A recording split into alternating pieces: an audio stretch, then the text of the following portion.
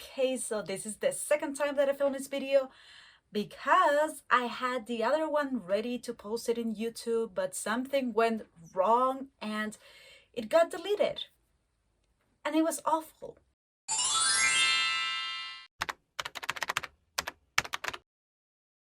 Before They Are Hanged by Joe Abercrombie. This is book 2 in the First Law trilogy, and I already read this one with David from the channel David's Book Reviews. So before going into my review, we're gonna see what David has to say about it. Hi guys, welcome back to my channel. My name is David, and recently me and Gabby have been doing a buddy read on Before They Are Hanged, which is the second book in the First Law trilogy.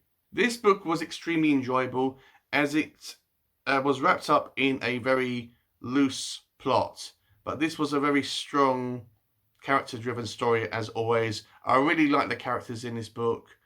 They were thrust into situations together that made them work with each other, respect each other, even love each other. The characters that were introduced in the first book are expanded on in this one.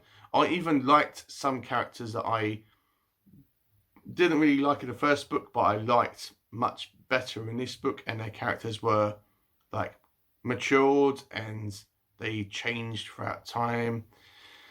And yeah, this was a really good book. We read it slowly. I felt really immersed in this world. I felt a part of this world, and it kind of reminded me a lot about Lord of the Rings, about how this group of people went on this journey and they were going towards a goal, and they had all these battles and all that. It just reminded me about Lord of the Rings, even though the story isn't the same.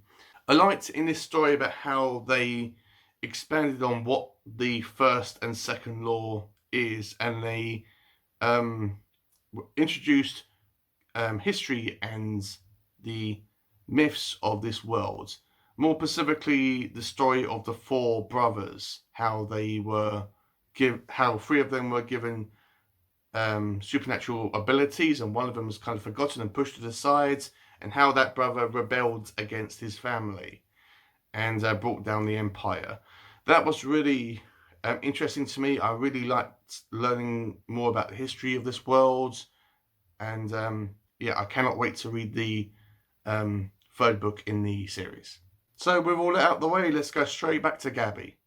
Thank you, David, for your thoughts, and thank you for being an amazing person and very patient with me, because my life has been a little bit crazy. I haven't been able to film, and with all the deleting, with all the mess with the other video.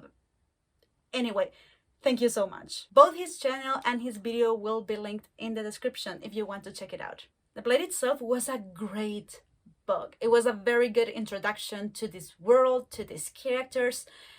But this one was such a step up for Joe Abercrombie as a writer, in my opinion, because everything that I loved about The Blade itself, here it was better, and everything that I didn't like about The Blade itself, it was fixed here, if you could call it that. My main criticisms for The Blade itself were 1, the lack of plot, and 2, the vague world building.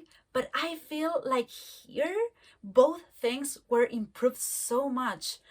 This is not by any means a plot-focused story. Actually, the story itself wasn't engaging for me, but at least we know now what our characters are doing, and we have an idea of why they're doing it. In the last book, there were a lot of times where things felt a little bit directionless and meandering, but now things feel intentional, and I really appreciate it because it improved a lot my reading experience. And in terms of world building, I got to enjoy so much more this gritty and dark and unforgiving world, because we got to travel around the world with our characters, getting to know the North with West and the Dogman's crew was fascinating.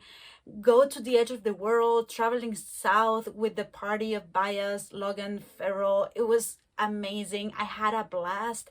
And staying with Glokta in Dagoska was such an amazing experience as well. I really enjoyed it. And but I think what I enjoyed the most about the world building was that we got to know more about the history, because the world building is not just about the physical places, it's about how everything came to be.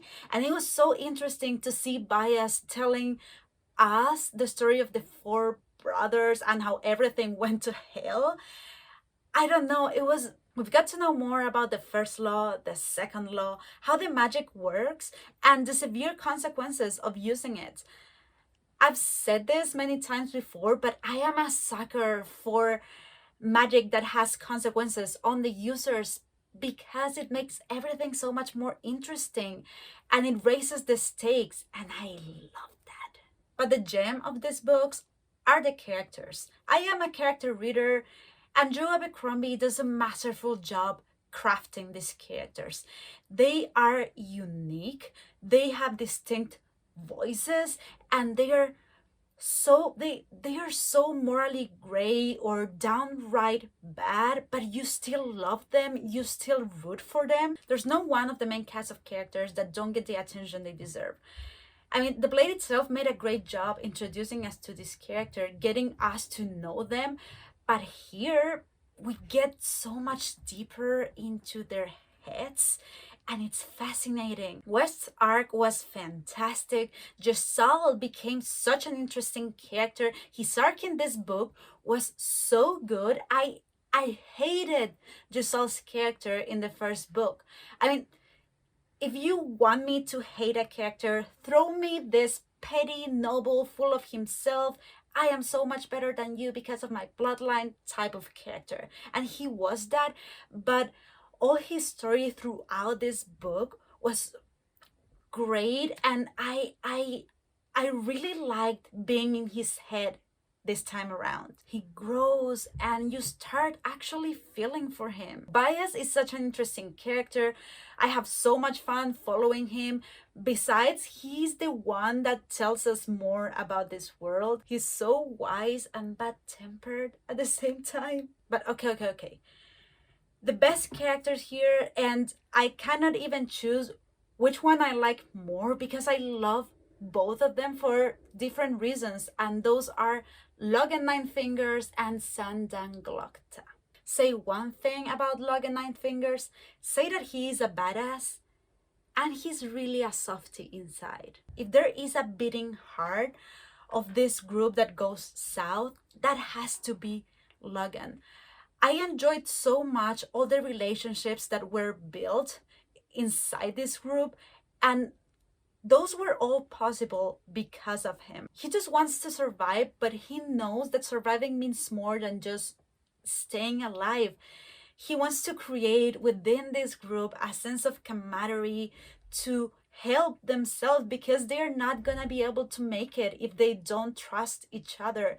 And all the work he does with Pharaoh and with Giselle is astounding, and I loved it. I grew so attached to Logan in this book. And yes, he has the bloody nine, and when it comes out and just slaughters people is very cool.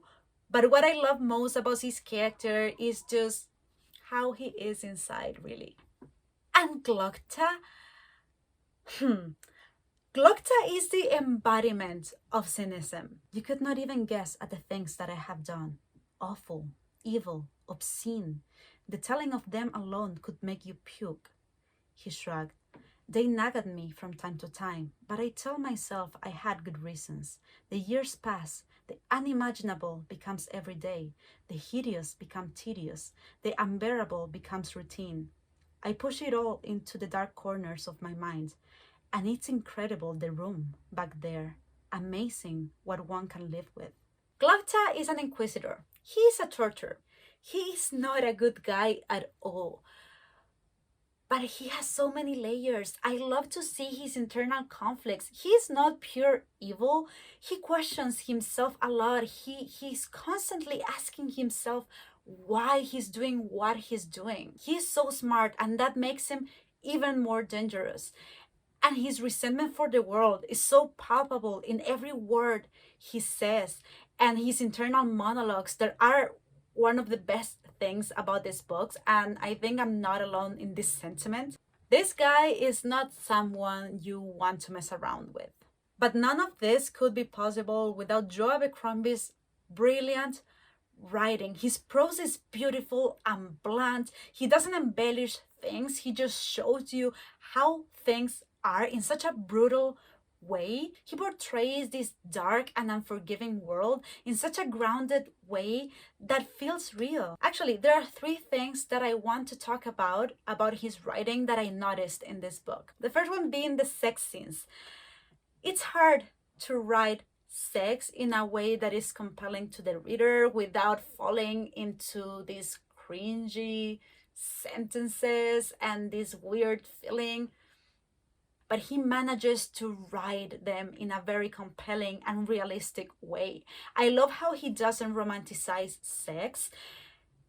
I mean, it's not that I don't like to read romance in sex, I do, but I really like how he portrays it in such a real way with all the awkwardness that can come from it. The second are the action scenes. I don't know how he does it, but somehow he manages to write violence with such beauty. I mean, they're horrifying things when the bloody nine comes out, or when they're having a very, very intense battle. But it's so beautifully written that I can't help but be how is it called, captivated by the way he describes them. And third, the humor. These books are hilarious in such a dark way. I cannot help but laugh out loud so much about some scenes with Logan and Glocta's internal monologues. But what I love more about the humor is that doesn't compromise the tone. There are a lot of stories where the humor is very off-putting. It pulls you out of the story so much, but that doesn't happen here because Joe Abercrombie knows how to maintain his tone. I talked a lot.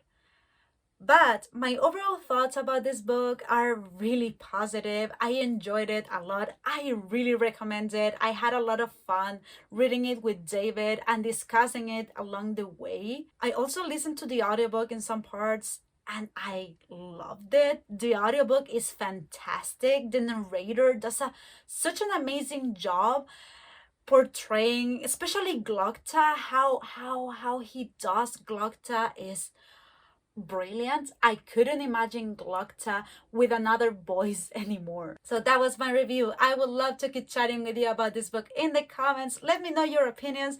If you read it, let me know what you think, what you love the most, what are your criticisms, and if you want to read it, please do so. And before you go, don't forget to hit the bell and subscribe if you want to stay tuned. Thank you guys for watching and see you in the future.